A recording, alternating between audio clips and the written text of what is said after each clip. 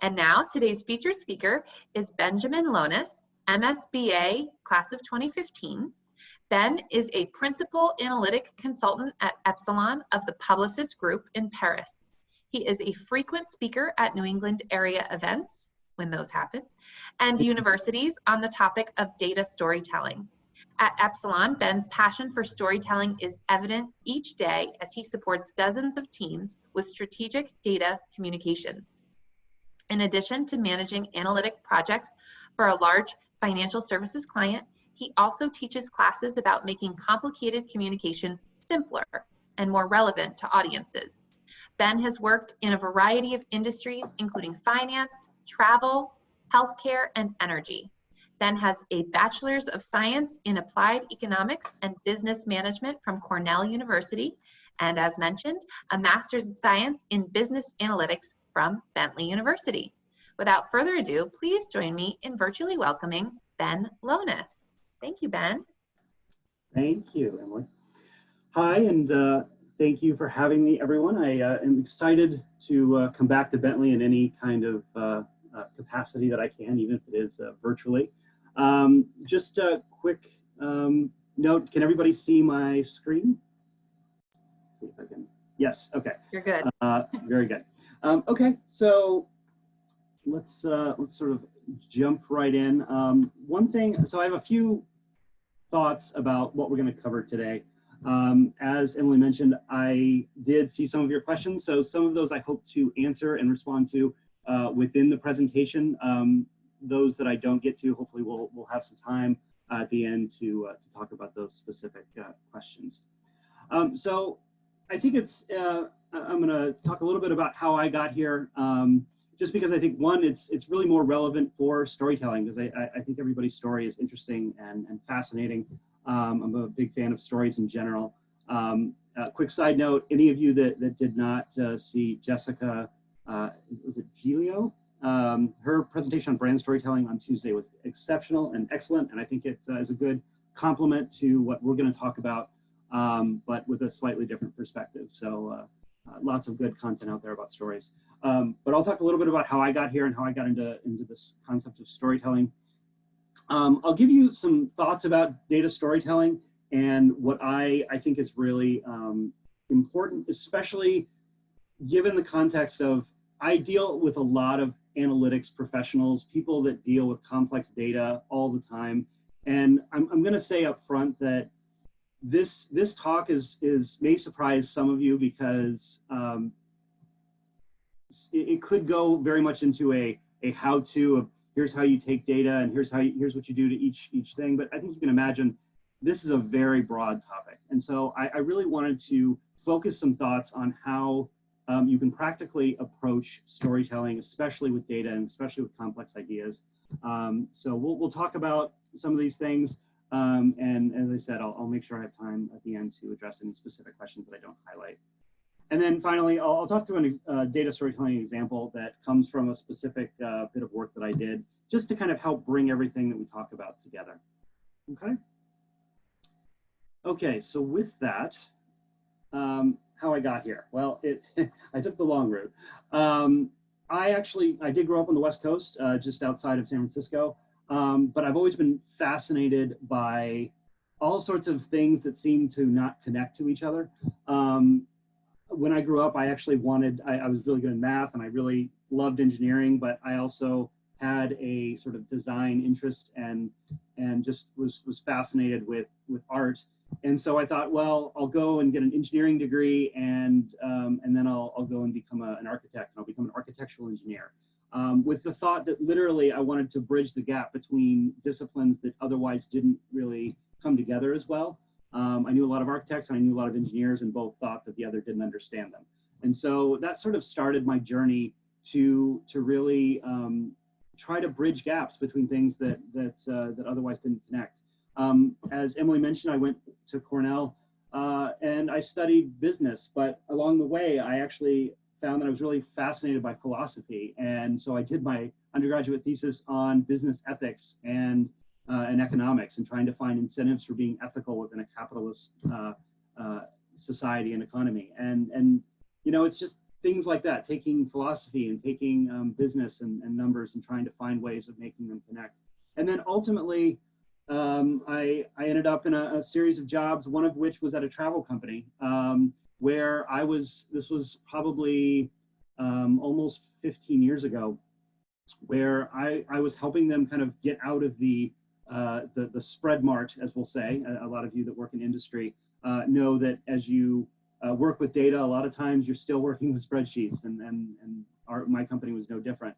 And so we had to I was trying to bring in a statistician to help us make better use of that data and actually be able to tell better stories with that data. And I found that I just loved that work, and that's ultimately what led me to Bentley. Is I wanted to have a degree that allowed me to be conversant in the language of statistics and analytics, more than I wanted to do statistics and analytics. So a lot of this, a lot of how I came to storytelling was just finding ways of bridging emotional and sort of logical things with relationships and information and ideas and concepts and things that just, if you looked at it from afar, didn't seem to go together. And part of the way to this is when I started thinking about this, I started thinking about what are the different professions that have to do this. And if you think about things like the big crash, the real estate market bubble bursting in 2008, where, you know, the people that explained how this happened were a bunch of journalists that learned about credit swaps and then had to educate other people that didn't have finance degrees about what happened to the real estate market. So trying to talk to people that ultimately have to take very complicated information and boil it down to something that's interesting. So that ultimately led me to Bentley and the work there that I got to do to learn about that. And throughout this journey, one of the things that, again, if you don't remember anything else that I say from this talk, I hope you will remember this, which is, you know, your audiences really, that is the most important thing with anything that we talk about with data, anything that we talk about with anything else. Not to say that we want to fit our stories to our audience, but we want to understand who we're talking to, because without that context, we don't know what information is important. We don't know how to curate that data and how to curate those stories to resonate with our audiences. And whether you're in consulting like I am, or whether if you look around in today's world where the stories that are coming out, you know, specifically around Black Lives Matter and other very important topics right now, and things that we all need to think about, all of these are stories that we need to think about who are we talking to really make sure that what we are bringing forward actually resonates and that it's going to continue. So I like to use a lot of analogies, as you're going to see. So I guess you guys get to join me on this random walk down storytelling.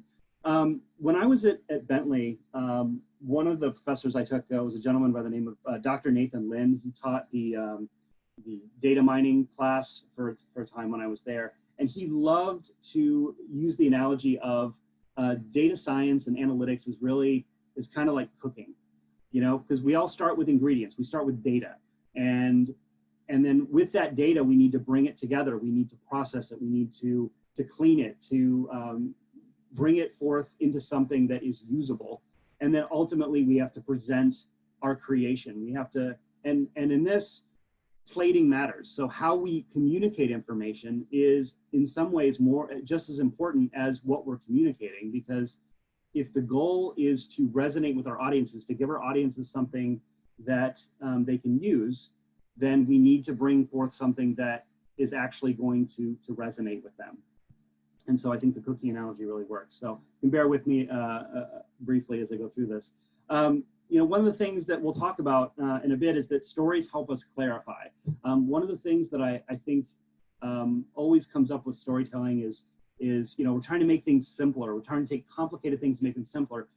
Yes and no. We're not always trying to make things simpler. We're trying to bring forth the most clarified point, the point that is the most important to bring forth. And that's not always the simplest point, but we want to bring it to a point where it's as simple as it needs to be and no more complicated than it has to be. Okay? And then with that, we also need to persuade. I mean, so much of our communication is to persuade our audiences, to persuade our clients, to persuade our colleagues to do something differently or to think something differently. And we use stories to help us convey that message.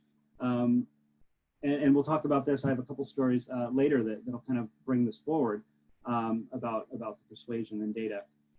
But the other thing, and this is something that we'll also talk about, is, you know, stories also need to be edited, and sometimes a lot. You know, when we think about food, this is sort of a smorgasbord. But again, oftentimes, I think so often when we bring forth data stories, we just bring forth all of the data and all of the views and all of the charts and graphs and everything else, because we put all the work into that, and we put forth the story, and sometimes it's just too much. And this ultimately leads to communication problems. And this, as you'll quickly find out, this is really where I think the heart of data storytelling is it's not really an analytics problem, it's a communications problem. It's something that we need to think about. How do we communicate our data more effectively? How do we communicate concepts more effectively, where we're not giving too much and not taking away or not leaving too little? So, you know, this is really again sort of where we think about, don't give our customers, don't give our clients, don't give our colleagues this overabundance of stuff when all they really want is a very specific thing. So this, and you'll see that I reiterate things a lot because I want to make sure they layer in. But knowing our audience, knowing what their palette is, knowing what their interests are, what matters to them. Are they more visual? Are they more just give me the bottom line? Understanding who your audience is and what things matter to them. That is what is going to help us create these stories. And so I want us to keep that in mind as we go forward. So if you'll bear with me, there's sort of one way I'll kind of highlight this specific communication issue. So this is a comic from xkcd.com. Some of you may know. So really what's happening here is we see a man who sees a hole, sees a hazard, and then he tries very unsuccessfully to share this to a couple other people. And he's telling all of this from his own perspective and saying, this is what's going on. And all the people that are hearing is just, this guy who seems to be raving. And they walk away without the understanding of what he was trying to present. And then they come together and they talk about this guy, and they've totally lost the point, the message of what he's trying to convey. And what happens, they end up falling into this hole. They fail to avoid that hazard. And then somebody else comes along and sees what's happened, and then finds somebody and meets them as a person, meets them from their perspective, and brings them along with them through this data journey. And then there's a mutual understanding of what happened. And at this point, you know, we have a common understanding. One of the things that I'll say probably a couple times throughout this talk, and this is somewhat sacrilege in my world, but facts and figures by themselves are not compelling. I think we intuitively know this because, again, regardless of the topics that we see today, whether it's political polling numbers or whether or not you know, things have happened in our country around you know, police or racism, other kinds of things. There's all sorts of data out there. We're bombarded with data.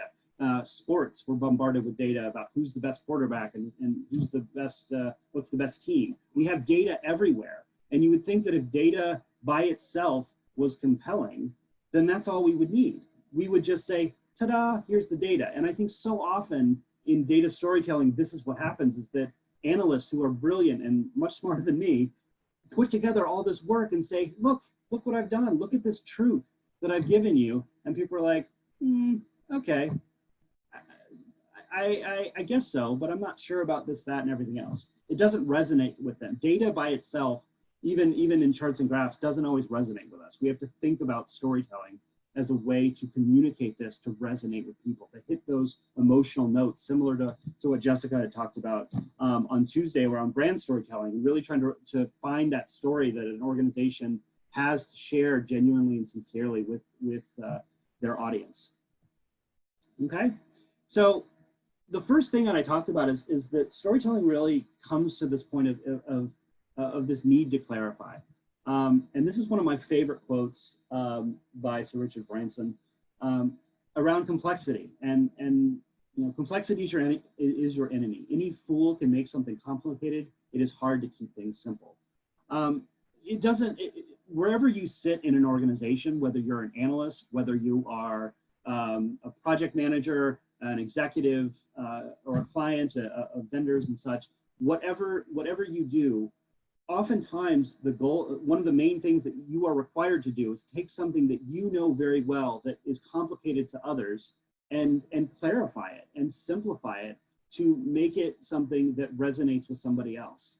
And it's easy to make things really hard. I mean, any of us can make something really complicated. I see this every day with analysts and data scientists that are again just putting out amazing things, but when they go to convey this complicated information, it comes out in p-values and chi-squared tests and results of things that the audience doesn't necessarily resonate with, and they don't understand why does that matter. We can make things more complicated, but keeping things at the right level for the audience is really how we convey our points and make them memorable. Okay. Another thing that I talked about was this need to persuade. And for some of you, that may not know this, I actually I love reading books of all kinds of different types and backgrounds and topics. One of the things that I enjoy is reading about physics. And about, I think it was almost 2 years ago now. Was it 2 years ago? Goodness. It was at least a year ago, where we actually had the first picture of a black hole, M87. And this was something that was amazing. And, I had grown up knowing about black holes, like it was in the movies that I watched, it was in the stories that I listened to and read. Black holes was a part of physics that, was pervasive in my life. And yet, just now, in the last couple of years, they've actually taken a photo. They've been able to take a radio photo of this, of a black hole. But when you think about over about 100 years ago, the concept of a black hole or a singularity was actually something that was considered just, crazy science. Not even science. It was a fantasy. And really, black holes is, if we're playing Jeopardy, the answer to a black hole is what is one of the possible things that happens to a star when it dies? That would be a black hole. But at the time, one of the predominant thoughts about what happens to a star when it dies, and again, I'm grossly oversimplifying this concept, but it would become a white dwarf. It would basically get to a point where it would run out of nuclear fuel and it would just slowly cool into perpetuity and just become a huge space rock. Well, a lot of analysis was done, and this was something that everybody sort of thought would happen. And there was this young man, this young man by the name of Subramanian Chandrasekhar, who was a mathematician, was fascinated by all of this work done in physics. This was like, the most amazing thing, and he was fascinated. And so he went off to Cambridge to study and do his doctorate work. And as he was doing this stuff, he was reading everything he could about white dwarfs and all of the research and the math that supported this phenomenon. And he got to a point where he finished his doctoral thesis, and he actually found a mistake in some of the calculations. And so he wrote this paper. It was about 20 pages, and it was just all calculations and formulas and everything else, things that most of us would our eyes would glaze over. But to to be able, so he had this opportunity to go to, I guess, what would be considered the Super Bowl of astrophysics in 1935, which was the Royal Astronomical Society. They had a meeting where a bunch of people were coming to talk, and he was able to present his paper to this group. And one of the leading scientists of that time, and somebody that if it hadn't been for Albert Einstein, you probably would have known his name, but Arthur Eddington. He was one of the most brilliant men ever to live. I mean, people that do physics are just straight up geniuses. You have to have a different type of mind to really understand physics at that level.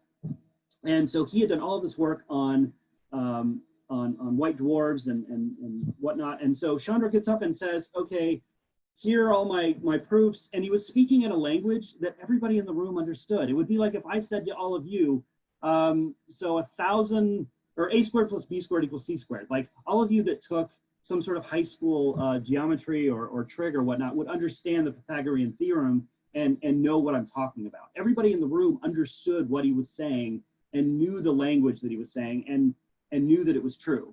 It's not as though they were like, I don't know about that math. That seems like, it was kind of skeptical at best. But the math was sound. And so after he gave his talk, he sat down and Arthur Eddington got up, and instead of saying, wow, you really opened my eyes, this was really amazing, he got up there and he actually was quoted as saying, I think there should be a law of nature to prevent a star from behaving in such an absurd way. This is one of the smartest men ever to live. And yet, when confronted with facts and figures and truth, what was his response? His response was, no, I won't believe it. I think that you're just, this is fanciful. This can't be true. And how often are we confronted with this when we think about sharing complicated data and complicated information to people where we know it to be true? We've done all the hard work, and yet we find that it's falling on deaf ears. I don't know that I can say that if Chandra had couched all of this in a story that all of a sudden Arthur Eddington would have been able to embrace it and they would have hugged it out and it would have been this amazing story. But I can say that the nature of story is, again, as Jessica from Tuesday mentioned, our brains are hardwired for story. We understand story. It makes sense to us. And story gives us the ability to get us around some of our natural skepticisms, and it brings us in to listen and to hear what's actually being said, as opposed to just being confronted with something that we don't necessarily want to believe. And so when we think about data stories, we need to be persuasive. And so I'll say again, facts and figures by themselves are not compelling. We need to use story and we need to use narrative to be able to convey information in a useful way, to make it memorable and to make it persuasive.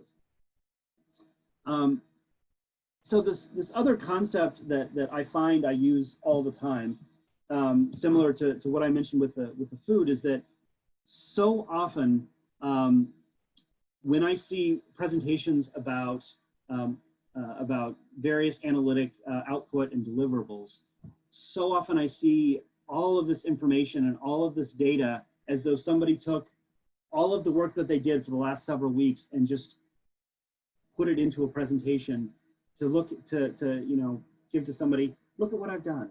This is so amazing. And it doesn't, I don't want to take away from the work that they do, but when we convey information, one of the things that I always tell people is that we have to learn to not necessarily speak from our own voice.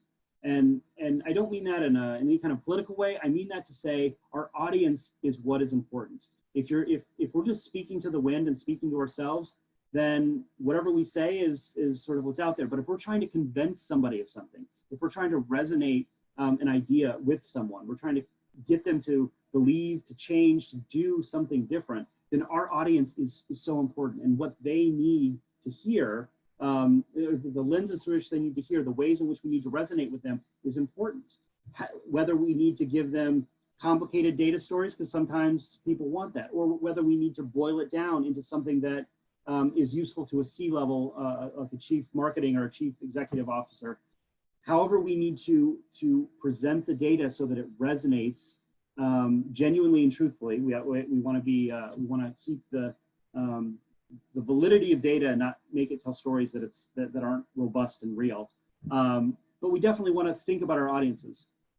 So being able to edit down is a key thing. One story I always tell, because everybody understands this, is Star Wars. I love Star Wars. I grew up with Star Wars. I actually just realized that my entire life has pretty much been encapsulated within the Star Wars saga, from the first movie back in the 70s to the last movie that came out last year. Star Wars is something that resonates with people, and especially the first Star Wars was just this amazing movie when I was a kid. And one of the things I find interesting about this is if you look at the Oscars and you look at one of the highest correlations between nominations and awards is the correlation between best picture and best editing. And so when you think about Star Wars, it actually was the winner for best editing. And it was nominated for Best Picture. And you think about the thousands of movies that are offered up every year. The handful, the 4 or 5 that are nominated, and then ultimately the one that wins is a very small number. But there's this high correlation between best editing and Best Picture, and it kind of makes sense because the stories that we really love and that resonate with us are not the most the long-winded, the most detailed stories. They're the ones that tell the best story to us, the audience, the one that really connects with us. And so I always caution and advise people when I'm talking to students or talking to people in industry to think about all of the work that you've done and all the things you do to create great data stories and great data narratives. Sometimes we have to ask ourselves, is this point really the most important thing? Even when I'm creating these slide decks, I'm always like, I really don't want to get rid of that slide because it really conveys an interesting thing, but I have to always think about my my audience and what they need. So so that kind of brings us through to some examples of something that I've done. And one thing I'll note here is that there are so many books and so many podcasts and webinars on how to choose the right graph or the right chart for your data. There's a lot of people out there that can tell you how to do that, and I made the decision. I can't really, in the 40 minutes that I have, or 45 minutes that I have to talk to you, I don't have enough time to sort of teach everyone how to do this or that, and even at the end, it's only really my perspective. But what I did want to do is talk through some of these concepts about what I think is important when we approach telling data stories. But then I wanted to provide an example of something that I actually did for an internal client team that is simple, but at least it highlights, I think, all of the things that we just talked about. And so as we go through, I'll highlight some of this. So this, I've changed the numbers to protect the guilty or the innocent, depending on how you look at them. But this is an example of a slide that I was given that was part of a quarterly business review. And this is actually like a lot of slides that I get, from analytics and other things, where there's just a wealth of information. There's so much going on here. And this was basically a presentation about a lead generation campaign that had been run for a large pharmaceutical company. And obviously they were looking at different sources through which they were getting these acquisitions. And if you can think about it, I mean, what you see here is just, it's that slide that we saw,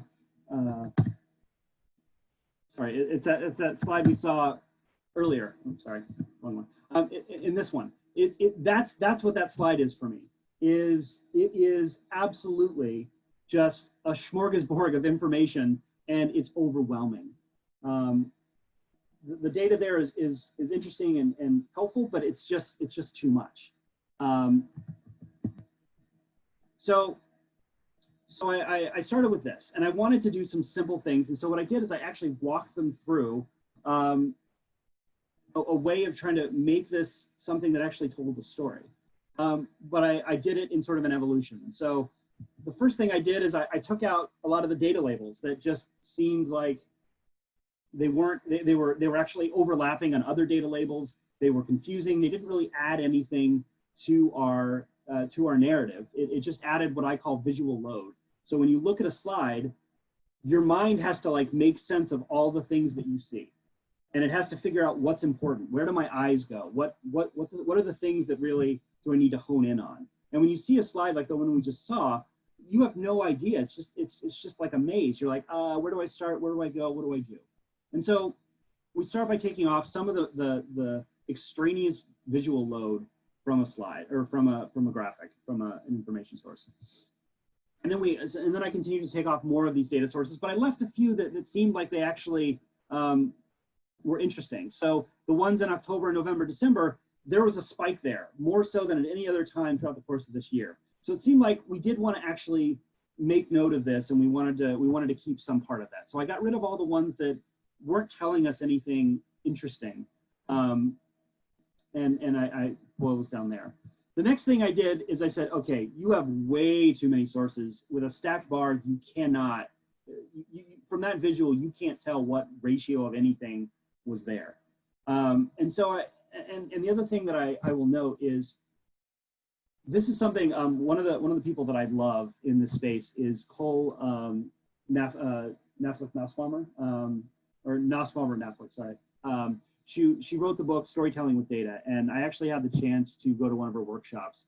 And this is something, she is like a ninja with this stuff. Like, she can take any complicated data visualization and just cut out everything that doesn't matter, everything that takes away from the story, everything that distracts. So her books are definitely, and Less Practice is another one. Her work is actually really good in the space, and I would recommend all of you checking that out if you haven't already. If you really just want to learn about how do I start to simplify things.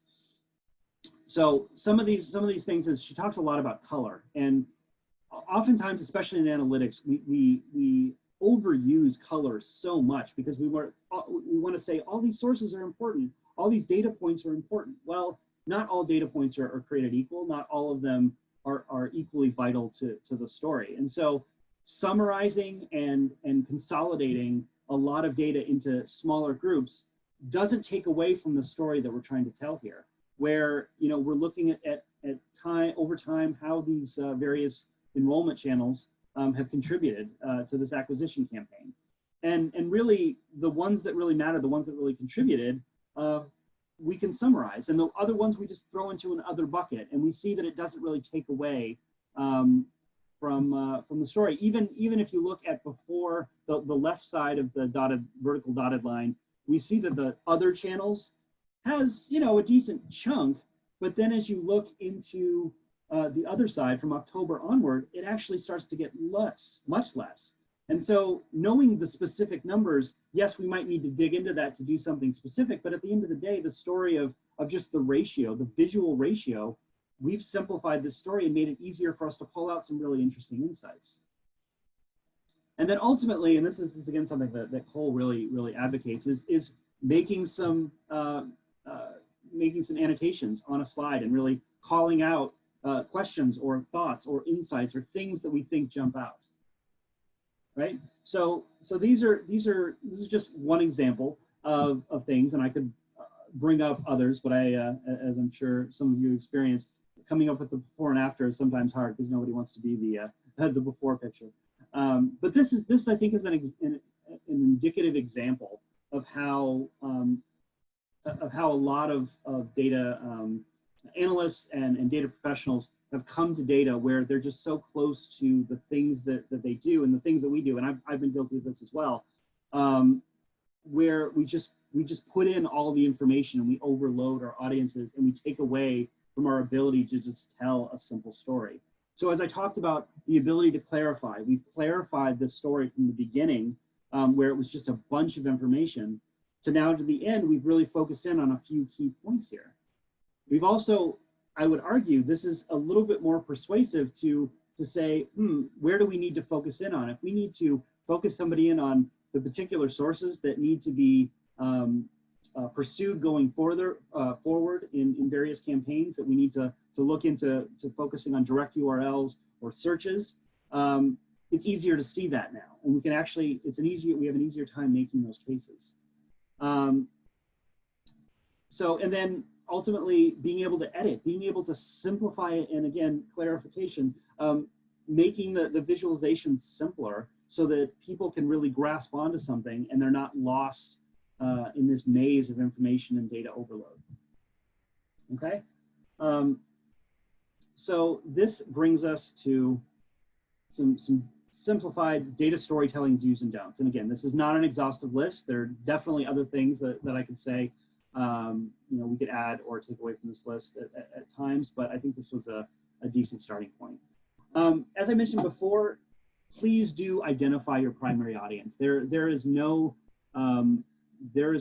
question more important when we sit down to think about telling a story of any kind, whether it's a data story, a qualitative story, you know, that has data, whatever it may be, understanding who we're speaking with, whether it be a CEO or whether it be somebody that we're talking to that does the same job that we do, so that wants to know those details, wants to know how we did something, what the methodology we used.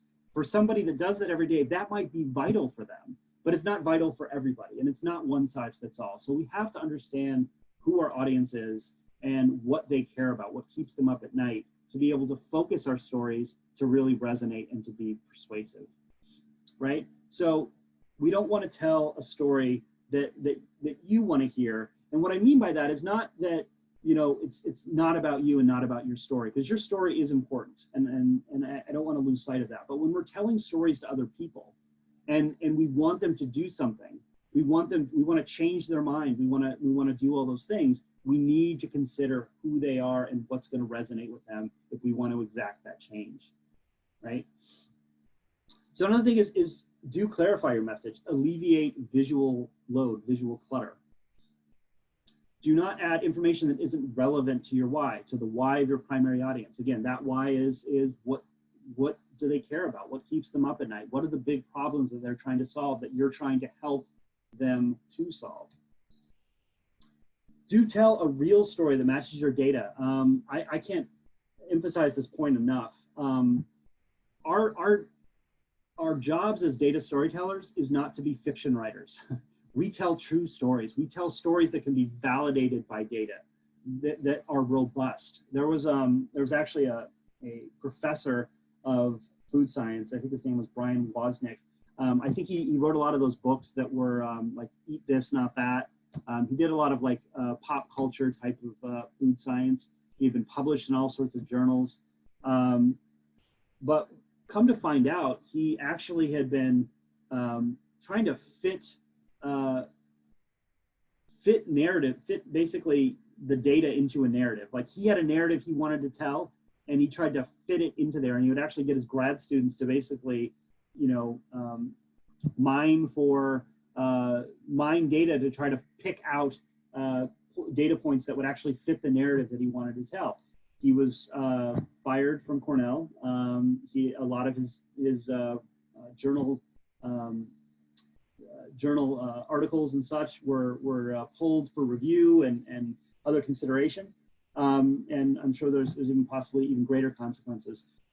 Telling true data stories is vital. One other story I'll tell is I've worked with a variety of clients, and one of them all the time, every year when we refreshed a data narrative for this person, every year we would get the same point of, I really want the data to say this. Can we find some way of like having it say that you know that this particular metric is really vital to the brand? And the data didn't support that. There was a weak correlation, and no matter what we did to it, and no matter which way we looked at it, we said, yeah, it kind of follows in this trend, but when you really look at it, you know, we couldn't see significance between these various variables and points. And yet this client really just kept pushing us.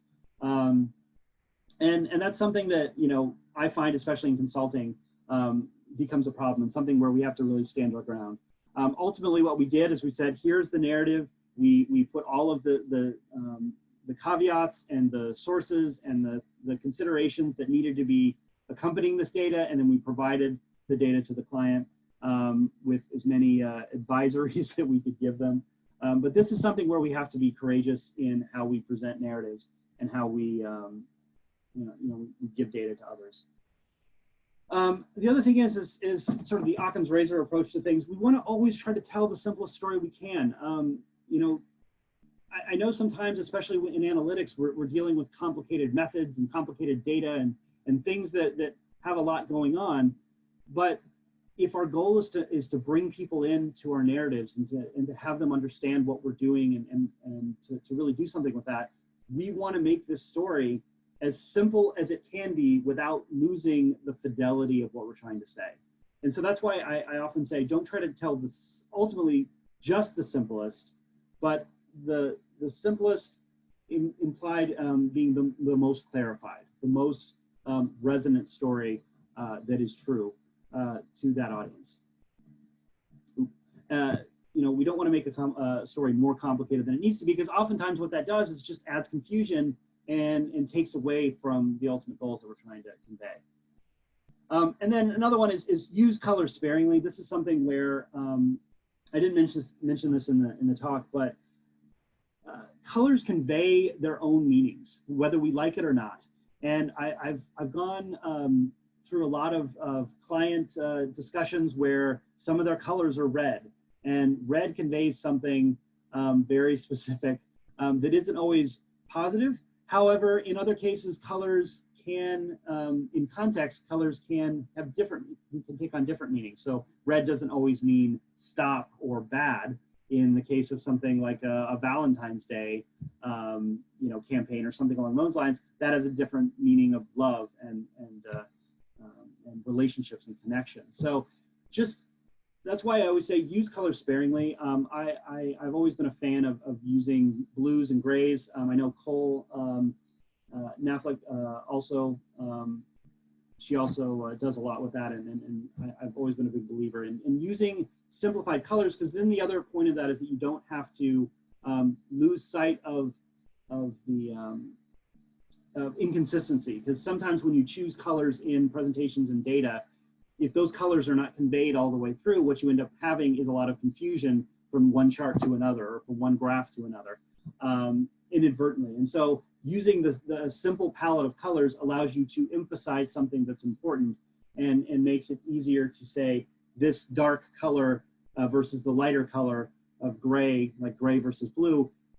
The dark blue is important, the gray sort of is something that's there, but not something to really focus your eyes on, as an example. So we really want to think about colors and how we can use the little dabble do you, which is why I like the cooking analogy. So anyway, those are some of my do's and don'ts. One thing I'll sort of end the talk with, and I have some other content I can share on to answer some of the questions if we need to, but I really love this quote as well. Great stories happen to those who can tell them. I've been doing this for quite a few years now, and I always get, especially in the analytics world, where people that tend to go into that are very quantitative. And I've gotten a lot of comments about, okay, Ben, so that's great that you found this way to do all these things, but I'm not a storyteller. I don't, I wasn't an English major. I wasn't a film major. I went into quantitative science. I went into math. I went into computer science. I did these things because that's what I'm good at, and that's what I enjoy. How do I do these things? And often what I tell people, and I give other talks where I go through a bit more of a framework on how we can tell stories more effectively, more simply, is it's like any other skill that you would learn, whether it's learning Python or learning how to do regression analysis. It's a skill that you have to practice, and you have to flex those muscles. And over time, you will start to get better at it. And as you tell those stories, and tell your stories, tell your clients' stories, that's where the next great story comes from. So with that, I'll say thank you. And then we can, I guess, have about 15 minutes for questions. Great. Thank you so much, Ben. If you have a question, feel free to go ahead and put it into the Q&A box in the bottom of your screen, and we will respond to some questions. But first, we'll start with some questions that were pre-submitted. So we'll start with, in this post-COVID era, I don't know if we're post, pre, or during, right? Would consumers be more interested in a data-driven storytelling or emotional storytelling? it's a good question. I think in a lot of ways, I would say you shouldn't necessarily have to choose.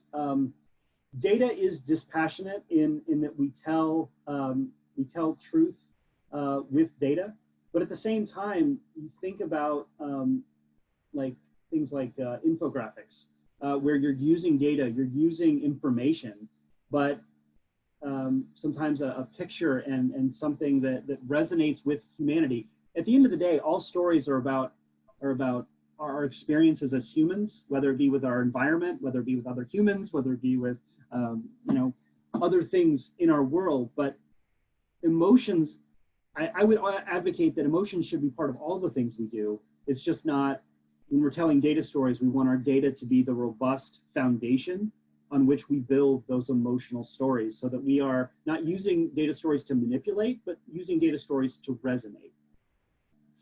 Great, thank you. And speaking of challenges, what's the biggest challenge that you've faced with data-driven storytelling? To be honest, it's people telling me like, okay, this is great, but the client really just this is the way I do things, and this is the way we just present all this stuff. I don't know how to do this, and it's usually trying to get people to reach beyond themselves and recognize that we don't all have to be these super storytellers to be effective in storytelling. To be a good storyteller, I think you have to, especially as a data analyst, I think you have to be someone that can do the analysis and be true to that process, but then look for things that connect to human beings, and look for things that what is the human story. So if we're telling a product story, how does this product or service affect the people that it's going out to? That's where we start with any of these data stories, is how is it going to make the world a better place? How is it going to change our decisions to help our clients or our clients' clients and customers better? So trying to convince people that they can do this, I find is one of the hardest things to do, especially because it's something that not all analysts consider themselves to be good storytellers, and it's just trying to give them that confidence to go out there and do it. Well, maybe that answers my next question. Someone asked in the pre-submitted questions about, recruiting in your, when someone's going out looking for a job, how do you really highlight your data storytelling abilities? Yeah, that's a great question. It's one that I actually just had a conversation with a now alum of Bentley, who was asking, like, how do I stand out when I'm looking for jobs? I mean, and what I always say to students on that point is, when you think about all of the artifacts of job hunting, and when you're looking to get that next job, it's very similar to a movie. And the first thing you see with a movie is you see a teaser trailer. And the teaser trailer is meant to hook you. It doesn't give you all the plot points, but it's meant to say, I think I actually want to spend, well, when theaters are open again, I want to spend that money and I want to go to a theater and I want to see that. Well, that's what your resume is. Your resume and your cover letter are meant to be that teaser trailer to give somebody a hint at what you can do, to give them a sense of what you can do, but you don't want to give away the whole plot, because that's the goal of the teaser trailer, is to get you to the next step. The next step is being able to talk to somebody. And that's where you can really bring forth your ability to tell stories and your ability to communicate data. One thing that and this may answer other questions, but one of the most important skills of data analysis, if you haven't figured this out, this is my perspective, is we can program computers to do anything. If we can teach a computer how to do an analysis, then we don't need a person to necessarily do that. We need people to help us understand what's important and why we should care. So anybody that's going into data analysis needs to be able to communicate effectively and to communicate complicated things effectively to those that need them. And so the ability to tell stories is actually the thing that I think will set you apart from every other analyst out there, is the ability to make useful insights from data. And I've seen some people do that with, like, making an infographic as their resume and other kinds of things. If everybody did that, obviously, then you start to go back into the noise. But think about your audience and think about how do you get yourself from that teaser trailer to the next step to ultimately being a part of an organization. Right, it's all about sharing that information. We're asked, can you confirm the author of Storytelling with Data is Cole Nussbaumer Knaflic?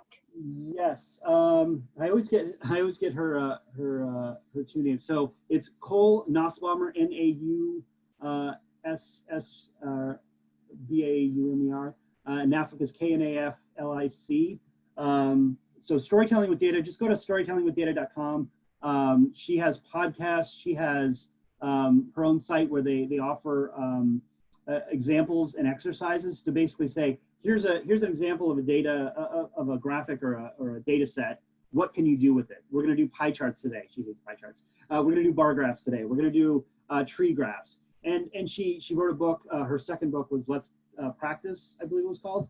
And that's a book that just gives you opportunities to just take a data artifact and just do something different with it and try to change it and try to figure out better ways to tell stories. There are infinite numbers of ways to tell stories. And that's what I encourage all of you to do. Great, thank you. We'll make sure to share that in our chat box.